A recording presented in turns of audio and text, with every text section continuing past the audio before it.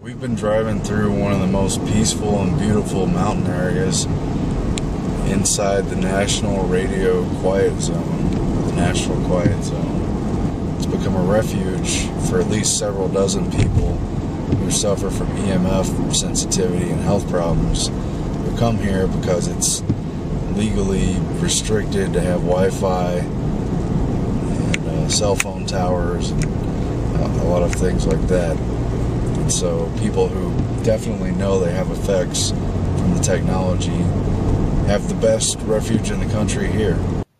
We put up a video recently from Green Bank, West Virginia, which is a very small little town that sits in something called the National Quiet Zone because it has a giant radio telescope there. What that means is there are no cell phone towers, there's no Wi-Fi, there's no artificial EMF fields, you're not driving through 27 hotspots at any given moment. So it's funny because after we put up that video, people in the comments were asking what it was like to be in a place without Wi-Fi. And I realized, oh yeah, most everyone has no idea what that's like because we're all completely inundated and surrounded by EMF pretty much all the time. We're now living in the hottest period on Earth in regards to that because, I mean, back during World War II, they didn't have all this radar and microwaves and they weren't using all of this spectrum this way. Now it's increased, what, over 1 million-fold? So we're living in a giant science experiment right now about what that does to our bodies and how that's affecting people. And of course we'll never know the synergistic effects of that mixed with, say, the exposure to chemicals in our food and water, things like that, vaccines. But it definitely was an interesting experience, and I didn't even set out to find that out. I actually went into it thinking if I feel any different, it might be psychosomatic. So I wanted to be really clear that I wasn't just having some placebo effect from having gone into the town. I was just really curious to be in a place. I mean, there's no place like that, especially here in the central Texas area. I mean, you have to go really far away out into West Texas to get to a place where your cell phone signal drops out. And even then, it's not like it's completely gone because, as we've shown in videos before, you could be in a place where you have 0 bars out in the middle of nowhere, and yet if you dial 911, your phone call immediately goes through. So even when you think you have no signal, even when you think there's no Wi-Fi, even when you think there's no EMF, obviously your phone is still working, your cell phone is still working. So to find a place where you're really alone, to find a place that's really quiet, very rare. So that's a real flagpole. And that's the gigantic cell phone antenna flagpole tower thing that the flag never really flies on it right because it's not a real flagpole. That is not a flagpole. Clearly.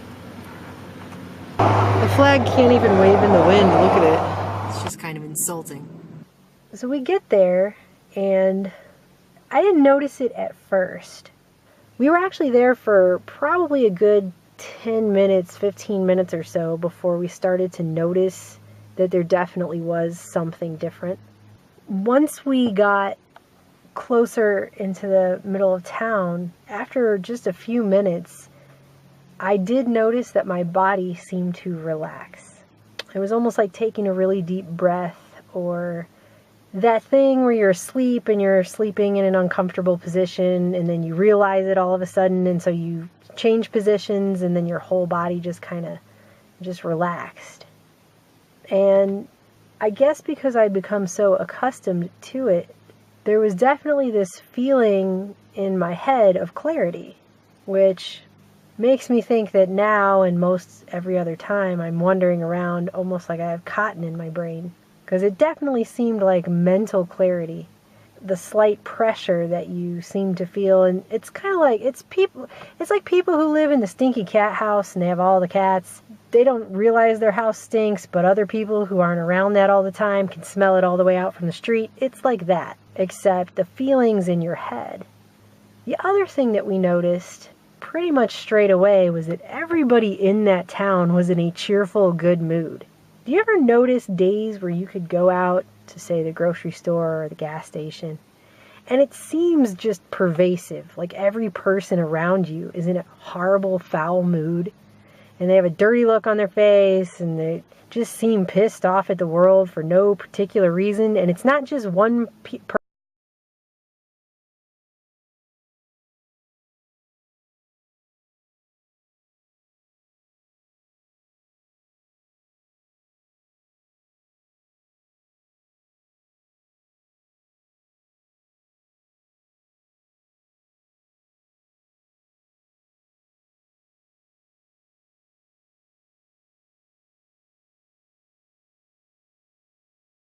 Everyone there was grouchy. Everyone was grouchy, and you could tell they had a real attitude about outsiders and tourists and stuff, because we stopped at a gas station, and then we stopped at, like, I don't know, a Dollar General or something, and every person there, every person at the gas station, every person at the Dollar General, the locals that were hanging out outside smoking cigarettes, they all had these look on their face like, it's these freaking out-of-towners, they suck. I mean, it was just that you could feel that energy coming off of these people. You could feel it, that they were all ate up. Then you go into this zone, and it's almost like passing through a Care Bear's life force shield or something. Everyone's smiling at each other and friendly and upbeat, and just like they probably get the best sleep of their lives every single night because their brains are not constantly being bombarded all night long by smart meters and Wi-Fi hotspots. Because it really does make a difference. And there have been studies they've done to show all the different deleterious effects of artificial EMF fields in all kinds of various ways. I think one of the biggest problems is its effects on decreasing melatonin, which is so important to your body repairing itself while you sleep.